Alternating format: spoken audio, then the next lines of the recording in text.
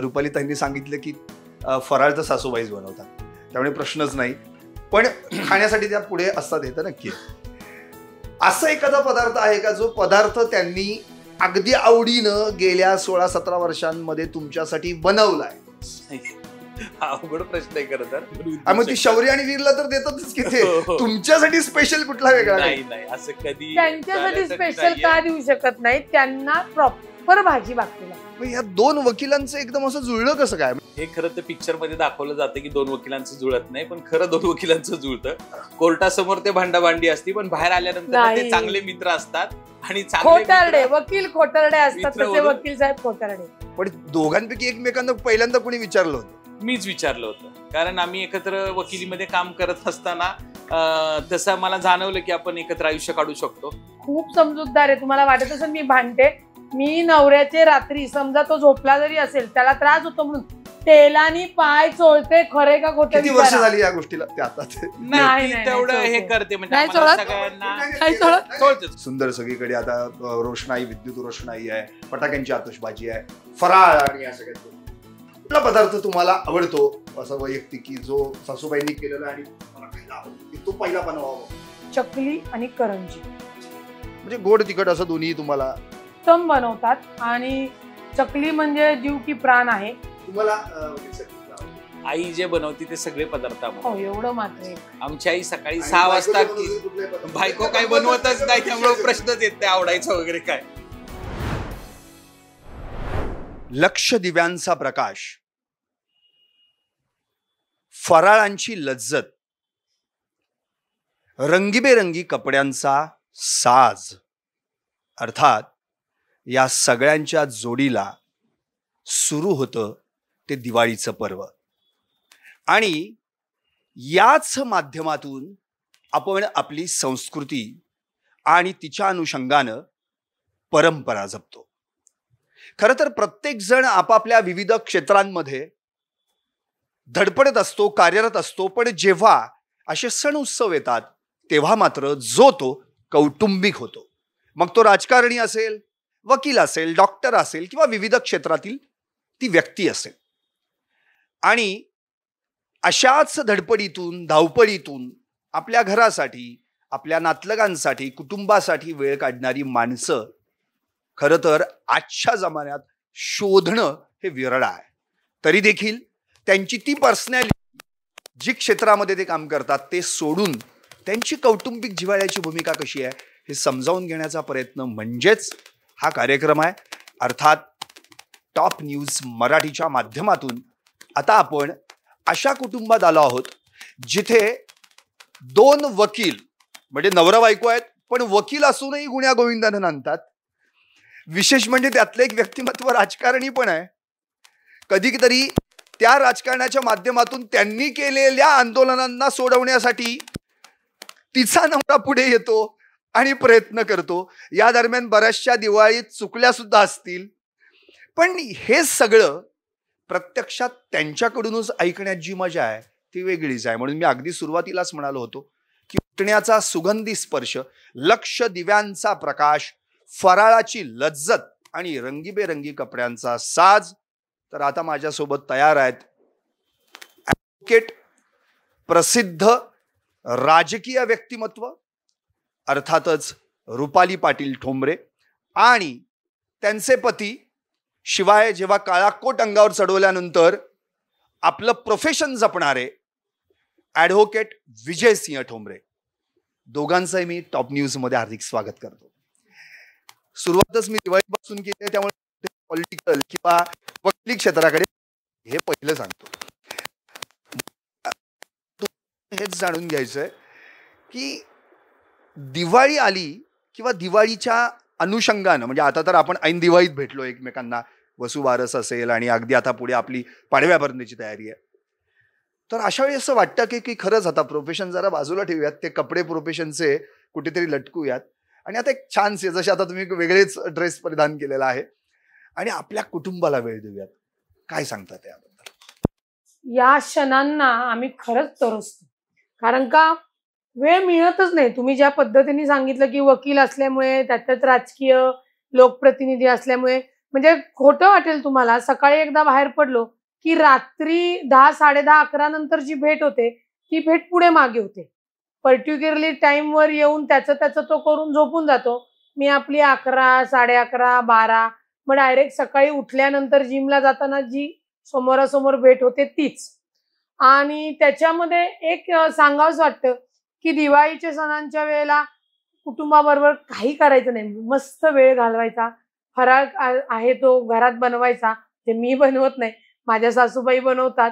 पण आम्ही सगळे म्हणजे माझे सासू सासरे दीर, आम्ही दोघं, आमची मुलं, आम्ही सगळे ते एक वेळ घरामध्ये घालवतो आणि दिवाळीला पूजा करतो की कुठेतरी आपलं चुकलं असेल, काही असेल, एक आध्यात्मिक शांती. ते मी देवदेव किंवा अंधश्रद्धा म्हणणार नाही, पण ती आध्यात्मिक शांती. त्या पूजा करायच्या आणि घरातल्या सगळ्यांसोबत वेळ घालवायचा. तेवढाच वेळ आमच्यासाठी आयुष्यासाठी महत्वाचा आहे, कारण इतर वेळी आम्ही वेळ काढूच शकत नाही. नक्कीच. आता मी इथे फॅक्ट चेक करतो. म्हणजे वकील साहेब आत्ताच रुपाली ताईंनी सांगितलं की फराळ तर सासूबाईच बनवतात, त्यामुळे प्रश्नच नाही. पण खाण्यासाठी त्या पुढे असतात, हे तर नक्की आहे. असा एखादा पदार्थ आहे का जो पदार्थ त्यांनी अगदी आवडीनं गेल्या 16-17 वर्षांमध्ये तुमच्यासाठी बनवलाय? हा अवघड प्रश्न आहे खरं तर. चहा देऊ शकते मी चांगला. चहा आणि मॅगी अत्यंत चांगल्या अरे मग ती शौर्य आणि वीरला तर देतातच की, ते तुमच्यासाठी स्पेशल कुठला वेगळा काही नाही असं कधी त्यांच्यासाठी स्पेशल का देऊ शकत नाही? त्यांना प्रॉपर भाजी भाकरी लागते. आणि माझी आई जी आहे ती प्रॉपर, आमच्याकडे नाश्ता वगैरे असं काही प्रकार नसतो. आम्ही सातारा आणि थोडं म्हणजे एक पूर्वीचं हे जपणारे लोक आहोत, तर हेल्थ कॉन्शियस आहोत सगळे. माझे वडील असतील, मी असेल, आम्ही डायरेक्टली सकाळी नाश्ता वगैरे खाणे जेवणच करतो. म्हणजे भाजी भाकरी लागते. भाजी भाकरी 8 वाजता भाजी भाकरी मी नाही करू शकत. तर हे नाश्ता कॅटेगरी वाले आहेत आणि आम्ही डायरेक्टली भाजी पोळी जे असेल ते जेवणच डायरेक्टली करतो. अच्छा, म्हणजे तुम्ही म्हणजे मला असं म्हणायचं की मुळात सातारा संस्कृती आणि इकडे मूळचे तुळजापूरचे वडील, त्यामुळे ह्या दोन्ही संस्कृती एकवटल्या आणि आता त्या पुण्यात नांदतायत आणि त्या पुणेरी संस्कृतीला तुम्ही एकत्रित केलेलं आहे. मला आणखी एक प्रश्न असा पडतो की वीर आणि शौर्य, म्हणजे अर्थात वीर छोटा आहे आता आणि शौर्य आता नवीला आहे, पण ही दोघं तुम्हाला दोघांना एकत्रित बघण्याची वेळ नेमकी कुठली? मुलगी आहे ती माझी हॉस्टेलला असते आणि ती खरं तर असं दिवाळी किंवा उन्हाळ्याच्या सुट्टीला येते. मग तिच्यावर खूप वेळ घालवा असं वाटतो, कारण ती आमच्यापासून दूर राहते.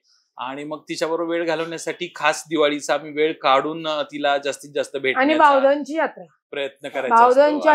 बावधनचं बगाड असतं आमचं, ते खूप ऐतिहासिक बगाड आहे, म्हणजे शिवकालीन परंपरेपासून त्याच्यामध्ये आम्ही एकत्र येतो. हो, तुमचे काही फोटो आम्ही सोशल मीडियावर व्हायरल झालेले पाहिले. मी मूळचा सातारचा आहे, त्यामुळे बगाडाचं आकर्षण तर आहेच. पण मला आणखी असं म्हणायचं की तुम्ही फॅमिली म्हणून एकत्र, तुम्ही 2 मुलं, तुम्ही असं एकत्रित येऊन पॉलिटिकल आणि लॉ ह्या दोन्ही गोष्टी बाजूला ठेवून कधी कौटुंबिक गप्पा मारण्याचा कधी असा एखादा प्रसंग, असा एखादा आलाय का? काही वेळ अशी आली आहे? असतो ना, असतो. आम्ही दररोज सकाळी असेल, लवकर असेल किंवा संध्याकाळी जशी वेळ मिळेल तसे सगळे घरामध्ये बसतो. काही डिसिजन असतात, शेतामध्ये काय पेरणी करायची आहे, काय लागवड करायची आहे, हिचं समजा काय आता इलेक्शन्स येणार आहेत त्याची चर्चा असेल, कुठं कौटुंबिक सहल असेल, फिरायला जायचंय किंवा मुलीचं नियोजन असेल, काय तिला भविष्यात कुठं काय जायचंय, तर ह्यासाठी आम्ही आठवड्यातून 1-2 वेळा जसा वेळ मिळेल तसा आम्ही सगळेजण एकत्र बसतो, काढावा लागतो आणि बसतो. म्हणजे आता समजा याला गावाला जायचंय, शेतात काय करायचंय, घरात काय करायचंय किंवा घरात फराळाचं करायचंय, तर माझ्या सासऱ्यानं सवय की ती गावातली तो आचारी बोलवायचा आणि मग माझ्या सासूबाईच्या मागं लागायचो, मग आत्ताच करायचं, आत्ताच झालं पाहिजे. हे सगळं ग्रामीण भागामध्ये जे सर्वसामान्य कुटुंबाच्या घरात होतं ते आमच्या घरात तसंच वातावरण आहे. आणि मी त्याच्याशी का जुळवून घेतले, कारण का छान वाटतं. माझी मुलं माझ्या सासू सासऱ्यांसोबत, आजी आजोबांसोबत असतात, मला लक्ष द्यायला लागत नाही आणि कौटुंबिक जो काही ओलावा आहे तो जपून राहतो आणि मुलांना पण कळतं, आम्हालाही कळतं सगळ्या त्या गोष्टीतनं. तो समतोल आमच्या ह्याच्यात आहे. बरोबर. आता मगाशी आता ताईंनीच एक शब्द उच्चारला, जुळवून घेतलं. त्या शब्दावरून आता मला जरा वकील साहेबांना प्रश्न विचारायचा आहे. मुळात 2 वकील म्हटलं की पटत नाही असंच जवळपास सगळीकडे वातावरण असतं. पण मला अजून प्रश्न विचारायचा आहे, या 2 वकिलांचं एकदम असं जुळलं कसं? हे खरं तर पिक्चर मध्ये दाखवलं जातं की 2 वकिलांचं जुळत नाही, पण खरं 2 वकिलांचं जुळतं. कोर्टासमोर ते भांडाभांडी असती, पण बाहेर आल्यानंतर ते चांगले मित्र असतात आणि चांगले खोटारडे मित्र- वकील खोटारडे असतात मित्र तसे म्हणून- वकील साहेब खोटारडे नाही असं स्टेटमेंट चुकीचं नाही. करताय. का सांगते, मी वकील आहे, म्हणजे मला ते सिनियर 1 वर्षांनीच आहे. आमची वकिलीची असोसिएट आहे. केसेसमध्ये तुम्हाला सांगते, विरोधकांच्या पण केसेस आल्या तरी त्यावेळी आम्ही वकील म्हणूनच समोर जातो. 2 वकिलांच्या मी या वकील साहेबांना म्हणजे माझ्या नवऱ्याला सुट्टीच देत नाही. जे योग्य आहे ते योग्य. प्रोफेशनल इथिक पाळायचे तर हो येस पाळायचे, पण त्याच्याबरोबर मी राजकारणात आहे हे चुकीचं आहे आणि मग त्याला तो विरोधात आहे आणि आपण त्याला मदत नाही करायची, हे नाही आपल्या चौकटीत बसत. मग त्याच्यावेळी माझा नवरा म्हणतो, तू का अंगावर हे ओढून घेते, तुला फार भांडायची सवय आहे, असं त्याचं मत असतं. तर मी म्हणते येस मला भांडायचंय, तू फक्त उभा राहा, मी बाकीच्या गोष्टी मी करते. मला एक बोकेचे प्रश्न विचारायचा आहे. लोक म्हणतात बाहेर असं म्हणजे राजकारणाच्या माध्यमातून की रुपालताई सारख्या भांडत असतात. अगदी माझ्या मते शरद पवार साहेबांनी पण सुद्धा असं एकदा स्टेटमेंट केलं होतं. तर या सगळ्या म्हणण्याला तुमचा दुजोरा आहे का नाही? नाही अजिबात नाही. ते सगळं बाहेर असतं, घरामध्ये काही नसतं. घरामध्ये आम्ही एकत्र राहतो. का जुळून घ्यावं लागतंय तुम्हाला? असं काही नाहीये. आम्ही असं नाहीये. मी आमच्या- आज मीडियावर सांगते की आमच्या मी नाही, एक मिनिट. हा बोला. आमच्या घरामध्ये आम्ही सगळेजण एकत्र शांततेत राहतो. फक्त बाहेर तिचं जे आहे तर तिला कुठं अन्याय झाला, मग ते पक्ष वगैरे न पाहता वगैरे ती कुठेही घुसाघुशी करते. मग ते हगवण्याचं प्रकरण असेल काय असेल, आता ते त्यांच्या खरं कायदेशीर तर घुसाघुशी. पक्षाचंच त्यांच्या होतं वगैरे, पण ते विचार करत नाही की बाबा मग काय म्हणेल हे करेल. मला जिथं अन्याय वाटतो तिथं मी लढणार घुसणार. म्हणजे तुम्हाला वर्षात एक 2-4 फ्री ऑफ कॉस्ट केसेस सोडवाव्या लागतात जास्त बोर्डावरती 8 दिवसात तिची एकदा केस तरी असतेच तिची काही ना काही. आणि बिन पैशाची आणि त्याचं.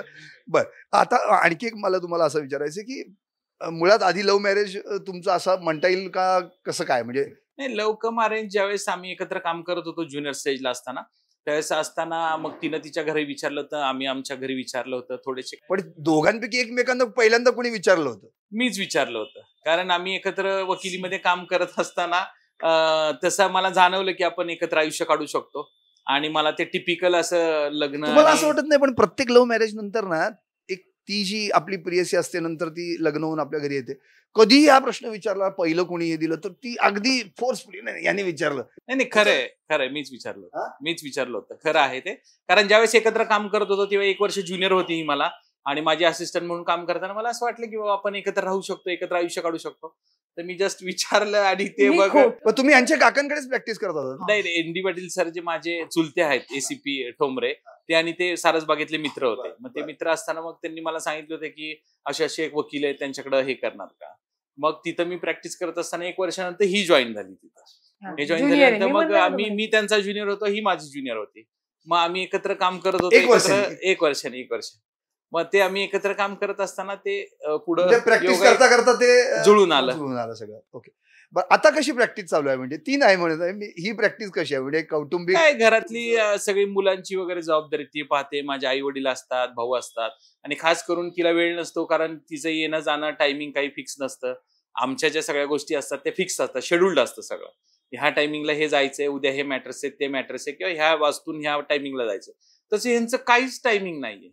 म्हणजे ह्यांची सभा 12ला चालू होणारी ती 4ला होते, नाही का. दुपारचं जेवण असतं ते संध्याकाळी 8-9ला जेवण वगैरे असतं. यांचं अनप्रिडिक्टेबल शेड्यूल्ड आहे.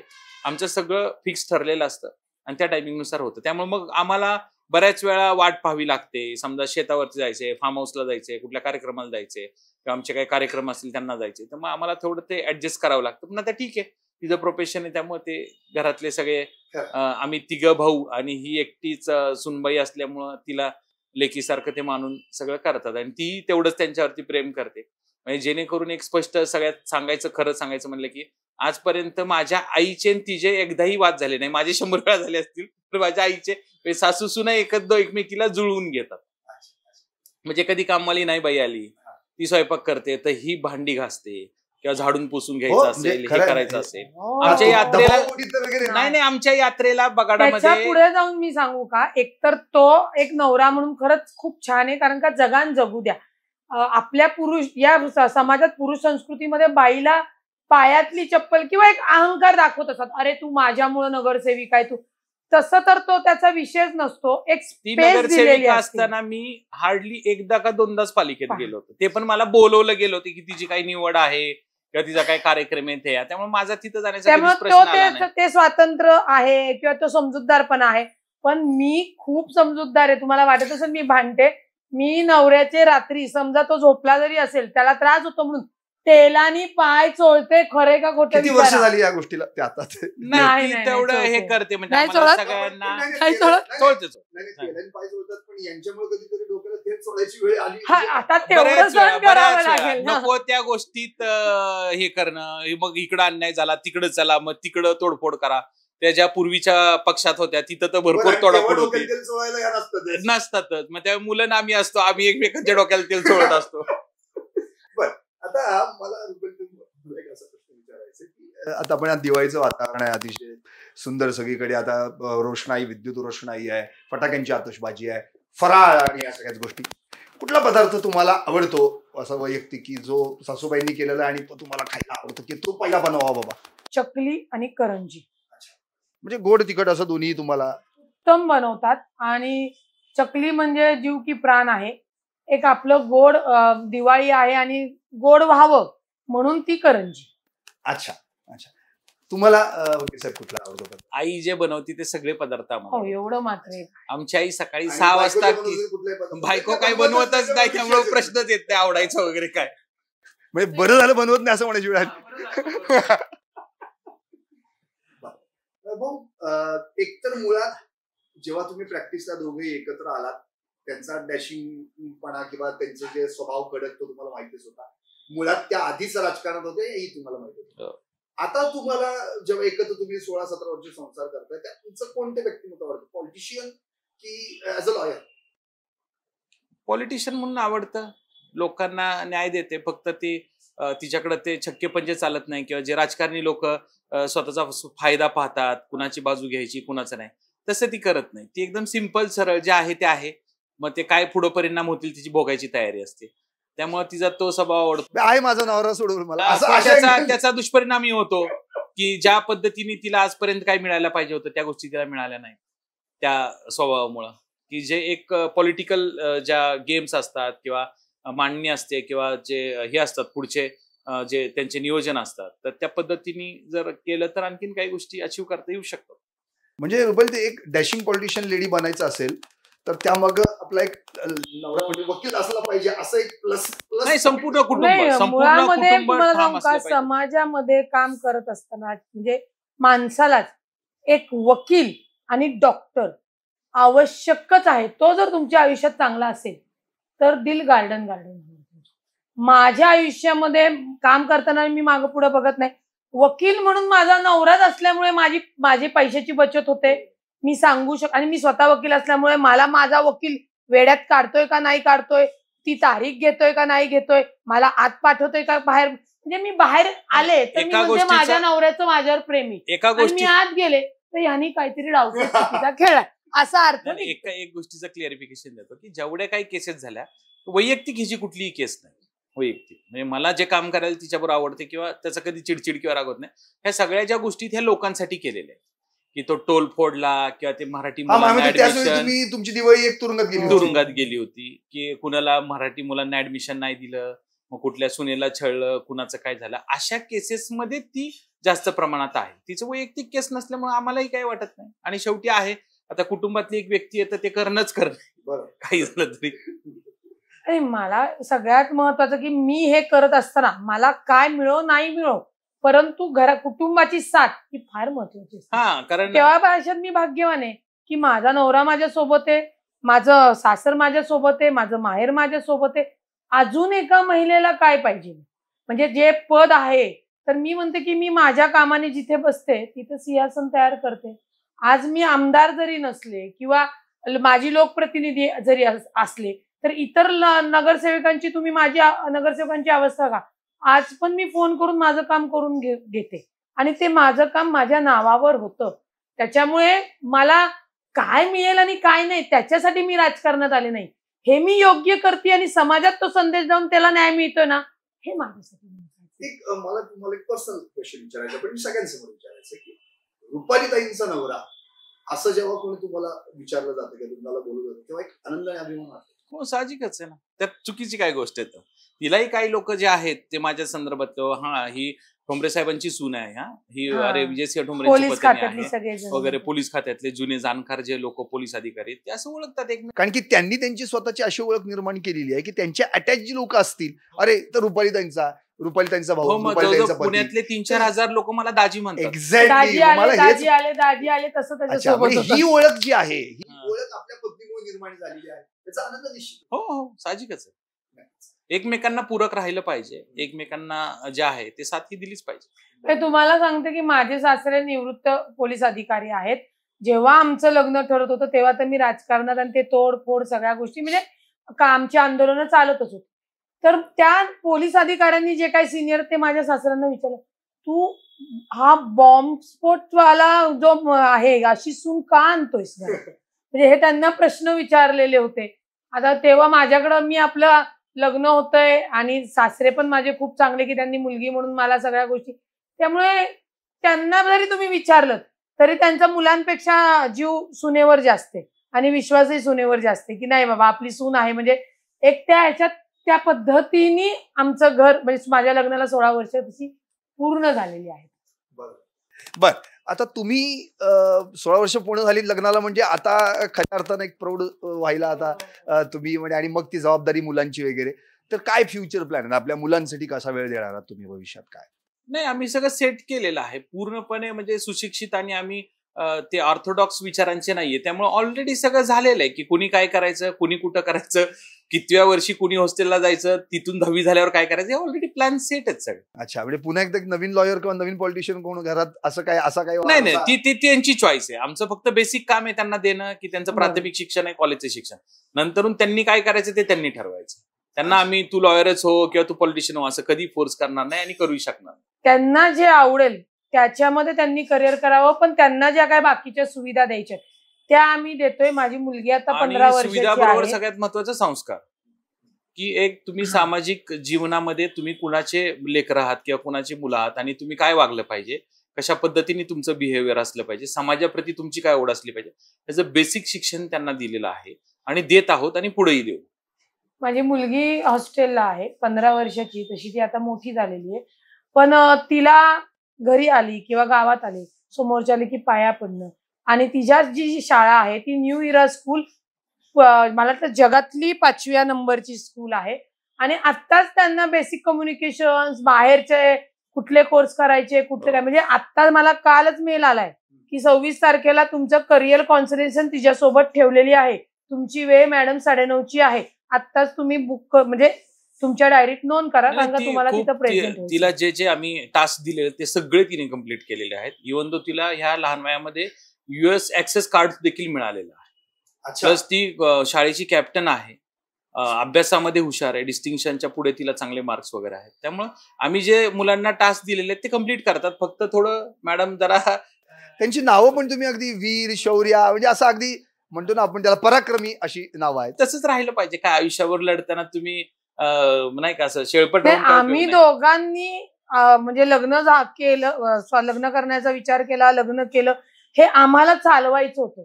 आम्हाला दोघांनाही, ना माझ्या घरनं ना त्याच्या घरनं कुठलाही बॅकग्राऊंड किंवा सपोर्ट नाही.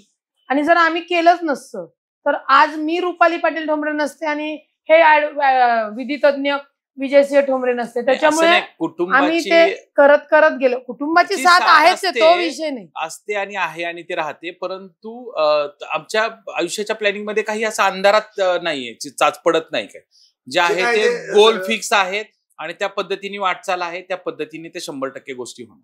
म्हणजे आता सांगते, दिवाळी आहे, दिवाळीच्या ह्याच्यावर मला वाटतं आता उद्या परवामध्ये साहेबांना वाटलं होतं की मला एक दिवाळी अमेरिकेत हे करायची आहे. ऑब्व्हियसली कुटुंबाला घेऊन जायचं होतं त्याला, पण नेहमीप्रमाणे माझा पासपोर्ट रिन्युएशनचा रखडलेला आहे. तर मी त्याला म्हणलं तू एकटा जा आणि अमेरिकेत दिवाळी नाही, असं साजरी नाही, कर. माझं जास्त ती पॅशन. मग त्याच्यासाठी मी टिपिकल नाही ना, आता तू दिवाळीत जायचंच नाही, करायचंच नाही, म्हणजे गिव्हन टेक आहे. त्याच्यामुळे 2 दिवसांनी साहेब इंडियातली दिवाळी ही अमेरिकेत कशी साजरी करतात ते मलाही पाहिजे आणि तुम्हीही पहा. नाही असं नाहीये. त्याच्यामध्ये असं आहे की खरं तर मला पहिल्यापासून पर्यटनाची, ट्रेकिंगची खूप आवड आहे. आम्ही बऱ्यापैकी जवळजवळ 17-18 देश फिरलेलो आहोत. आणि आता इथून पुढे पहिलं मुलांना नेल्यावर खूप त्रास व्हायचा, ते लहान असल्यामुळे त्यांना समजायचं नाही आणि त्यांना मग तिथं नेऊन सांभाळायचं वगैरे ते अवघड आहे. पण आता दोघंही मोठी झाले तर अजून 1-2-3 वर्षांनी सगळ्यांना घेऊन जाता येईल. परंतु पर्यटन हे केलं पाहिजे असं मला वाटतं आणि ते मी करतो ट्रॅव्हलिंग. आता अगदी अगदी शेवटाकडे येतो, पण एक 2-3 महत्वाचे प्रश्न मला असेल की म्हणजे पती पत्नीचं जे नातं आहे ते नातं एकमेकांच्या समजुतीने वाढत असतं किंवा ते समजुतीने टिकत असतं आणि ते तुम्ही अत्यंत चांगल्या पद्धतीने टिकवताय म्हणून आज समाज तुमच्याकडे उत्तम जोडपं म्हणून देखील पाहतो, संस्कारी जोडपं म्हणून पाहतो. अर्थात तशाच येणाऱ्या पुढच्या पिढ्या देखील तुमच्याकडे पाहत राहतात. आता प्रश्न हा होतो की जेव्हा प्रोफेशनचा विषय त्यावेळी मात्र तिथे जोडपं हा विषय येत नाही, तिथं आपली वैयक्तिक भूमिका काय त्या अँगल तुम्ही विचार करता. अशा वेळी एखाद्या कुठल्या गोष्टीवर क्लासेस झालेत का, की बाबा अशी एखादी गोष्ट आहे जी तुम्हाला पटली त्यांना नाही, त्यांना पटली? आमच्यामध्ये बऱ्याच वेळा वैचारिक वाद होतात. तिची विचारसरणी वेगळी, माझी विचारसरणी वेगळी, परंतु कुणाची विचारसरणी काय म्हणते ह्यापेक्षा कायदा काय म्हणतो हे खूप महत्वाचं. त्याच्यामुळे मग त्याच्यामध्ये हार जीत ही होतच राहते. जो ज्याच्या विचारसरणीने चालेल, पुढं कायदा सगळ्या कसोटींवरती सगळ्या गोष्टी तपासून पाहतो. काही महिलांच्या बाजूने ही असते, काही पुरुषांच्या बाजूने मी असतो. परंतु तुम्ही जर आता बघितलं तर समाजामध्ये बऱ्याच प्रमाणामध्ये म्हणजे ऑलमोस्ट 50% लोकांचे संसार उद्ध्वस्त झालेले. आमच्याकडे जवळजवळ 3,000 ते 4,000 फॅमिली मॅटर आहे. त्यातल्या बऱ्याचशाच महिलांना ही काउन्सिलिंग करते, एकत्र नांदवायला पाठवते, हे होते. पण आता काही लोकांचे बेसिक विचार किंवा आता एकत्र कुटुंब पद्धती नाही राहिली आणि खास करून हिंदू फॅमिलीमध्ये हा प्रचंड प्रॉब्लेम आलेला आहे की आज तुम्ही फॅमिली कोर्टामध्ये जाऊन बघा, तिथं भांडणच आहे. ते जरी असलं त्या कायद्याने गोष्टी होत राहतात. पण जर माझ्या म्हणण्यानुसार, माझ्या कायद्याच्या नॉलेजनुसार माझ्या समोरच्या वकिलांनी नाही ऐकलं तर मग मी थोडा जाच करते. म्हणजे मी डायरेक्ट क्लायंट्स लोकांना धमकी देते. तुम्हाला वाटत असेल विजय ठोंबरे तुमचे वकील आहेत म्हणून तुम्ही हवेतात, घराच्या बाहेर वकिलाला पडून देणार नाही, ते काम मी चांगलं एक असं त्याच यांनी फॅमिलीच्या यांनी सांगते ना. परिस्थिती अशी आहे की बऱ्याच सुधारणा करणं गरजेचं आहे. एकतर तुमचा सगळ्यात महत्वाचा विश्वास नात्यांमधला जो आहे तो असेल तरच पुढे तुमचं नातं जातं, अदरवाईज जात नाही. आणि आमचं ऑफिस जे आहे ते कौटुंबिक न्यायालयाला म्हणजे फॅमिली कोर्टला लागूनच आहे आणि फॅमिलीच्या इतक्या केसेस आहेत आमच्या इतक्या, त्यात भरपूर उपाययोजना करणं गरजेचं आहे. कोर्टातल्या फॅमिलीचं नाही लेक्चर विचारते, आपल्या फॅमिली. आता मला फक्त तुमच्या दोघांकडून एकमेकांच्या अपेक्षा म्हणजे मेरिट्स डिमेरिट्स या विषयावर येणार आणि मी थांबणार आहे. तुम्हाला रुपालीताईंकडून आणखी काय अपेक्षित आहे? त्यांचे कोणता जो गुण आहे तो गुण आणखी वृद्धिंगत व्हायला हवा किंवा हा विषय आहे त्या विषयापासून त्यांनी दूर राहायला हवा? त्यांनी ते जे भावनिक राजकारण करतात की खरं खोटं, इमोशनल पॉलिटिक्स असं न करता त्यांनी त्याच्याकडे जे बाकीचं प्रोफेशनल पॉलिटिक्स म्हणून बघतात की आपल्याला विजय मिळवायचाच आहे त्या दृष्टिकोनातून. नाही भविष्यातला हा विजय तर आहेच त्यांचा, परंतु तसं त्यांनी केलं पाहिजे. भावनिक न राहता तुम्ही इमोशनल पॉलिटिक्स न करता तुमचं पॉलिटिक्स हे फ्युचरच्या दृष्टिकोनातून असलं पाहिजे. ठीक आहे, तुम्ही आत्ताही लोकांना मदत करताय, पण तुम्ही 1,000 लोकांना मदत करत असाल तर तुम्ही 1,00,000 लोकांना मदत करण्यासाठी तुम्हाला कुठंतरी जावं लागेल, तुम्हाला त्या संविधानिक पदावरती जावं लागेल, बसावं लागेल. त्या दृष्टिकोनातून जर शांत डोक्याने बसून विचार केला तर निश्चितच तिला ती तेवढी हे आहे. ते म्हणतात ते पटतंय, ते त्याचं मत आहे. माझं म्हणणं आहे की मी निश्चित ती एक भावना चांगली की 1,000 लोकांवरनं 1,00,000 लोकांपर्यंत तर मी माझ्या कामाने आणि त्यांनी जाणार. आणि पद आज मिळणार उद्या नाही मिळणार, ते नाहीच मिळणार असं नाहीये. राजकारणामध्ये मग संयमही ठेवावा लागतो, पण ते पद मिळवण्यासाठी मी जर माझी तत्व बदलली तर मी नाही ना त्याच्यात काम करू शकत. म्हणजे मी त्याला ते नेहमी सांगते, जो होगा सो देखा जाएगा, या पद बरोबर घेऊन म्हणजे येईल मागे ते आणि ते मिळणार. त्याची जी पॉलिसी किंवा जी तत्व आहेत ती माझ्या ह्याच्यात नाही बसत. म्हणून कदाचित माझा जो रेपो अख्ख्या महाराष्ट्रभर आहे, त्यांचा जो लवलौकिक की हा पुणे शहर, मुंबई जास्ती असतात, आता नवीन सेशन कोर्ट कोल्हापूरमध्ये तिथपर्यंत आहे. पण मला वाड्यापाड्यातला सुद्धा, खेड्यातला किंवा ज्याला काहीच नाही घर, तो सुद्धा फोन करून बोलू शकतो. तर मला असं वाटतं की तिचं प्रोफेशनच वेगळं आहे, तुमचं प्रोफेशन वेगळं आहे, तुमचं जनतेशी रिलेटेड आहे. बरं, आता तुम्हाला असा त्यांचा कोणता गुण आहे जो वृद्धिंगत त्यांनी करावा असं वाटतं किंवा हा गुण आहे, हा नको आहे असं टाकतो? मला असं वाटतं की मी कोणता डिसिजन घेतल्यानंतर स्वतःनी त्यांनी सांगितलं की मी कॅपेबल आहे तर ठामपणे माझ्या मागे उभं राहिलं पाहिजे. बाकी तो मुलांना छान सांभाळतो, आई वडील भाऊ जबाबदाऱ्या इवन एक खूप उत्तम नवरा म्हणून तो आहे. मी थोडी आगावे, मी फाडफाड बोलते त्याला, त्यावेळी तो की ही तुझी बोलायची अशी हे का, तर मी म्हणते इट्स स्टाईल, थोडं समजून घ्यायचं, मी समजून घेते तर तू पण समजून घ्यायचं, असं मी टाकते. तिथे मी चुकीची असते आय नो, पण आता त्याला पर्याय नाही ना, बायको डोक्यावरच बसायला असते. मग रुपाली पाटील आहे म्हणून तिने तुझ्या डोक्यावर बसायचं नाही असं कुठे लिहिलेलं नाही. त्यामुळे माझा तोरा, माझे हट्ट, माझे हे माझ्या नवऱ्याने केलेच पाहिजे या मताची मी एक स्त्री म्हणून माझी भावना असते. बर, दिवाळीचाच एक शेवटचाच क्वेश्चन, तुम्हाला करंजी आणि चकली आवडते? तुम्हाला? मला सगळेच पदार्थ आवडतात. गोड शक्यता आवडत नाही. तिखट जे करंजी असेल किंवा हे असेल तर ते आवडतं मला. करंजी गोड, चिवडा तिखट हा आवडतं. तिखट पदार्थ. मग ते तिकीट गेली 16 वर्ष तुम्ही तिखट आवडतच आहे तुम्हाला, ते तर तुम्ही त्यामुळे त्यांनी गोड सोडून दिलेलं आहे की नको माझ्या आयुष्यात, कारण की गोड खायलाच संधीच नाही ना, सगळं तिखटच आहे. कायमच गोड खात असतो त्यामुळे दिवाळीला तिखट खायचं. एकंदरीत मला असं म्हणायचं की तुमची सुंदर आणि छान दिवाळी यंदा जी आता सुरुवात झालेली आहे, अमेरिकेला पण ते आता थोड्या वेळ प्रस्थान करणार आहेत. विशेष म्हणजे असं एखादं जेव्हा आपण म्हणतो ना की असा एखादा प्रसंग येतो की तो माझ्यापासून थोडा काही काळ दूर चाललाय, आपल्याला माहिती आहे, म्हणजे सकाळी येणार आहे, सकाळी जाणार आहे, संध्याकाळी घरी येणार आहे, पण आता 1-2-3 दिवस बाहेर जाणार आहे आणि तो तर आता परदेशात जाणार आहे, तेव्हा कुठेतरी आपण मिस करतोच. असं नाही मिस होतच, परंतु ते कम्युनिकेशन मध्ये पण राहतं. पण मला जर माझ्या नवऱ्यावर म्हणजे माझ्या कुटुंबावर आणि त्याच्यामध्ये त्याचा आज नवरा बायकोचा हा आहे, माझ्या नवऱ्यावर जर कोणी म्हणलं ना की मी असा करतो आणि तसा करतो, तर मग त्यावेळी मी चंडिका काल म्हणजे तू शांत बस, मी जाते आणि बघते काय करतो तो बघतो. नवरात्री संपलेली आहे पण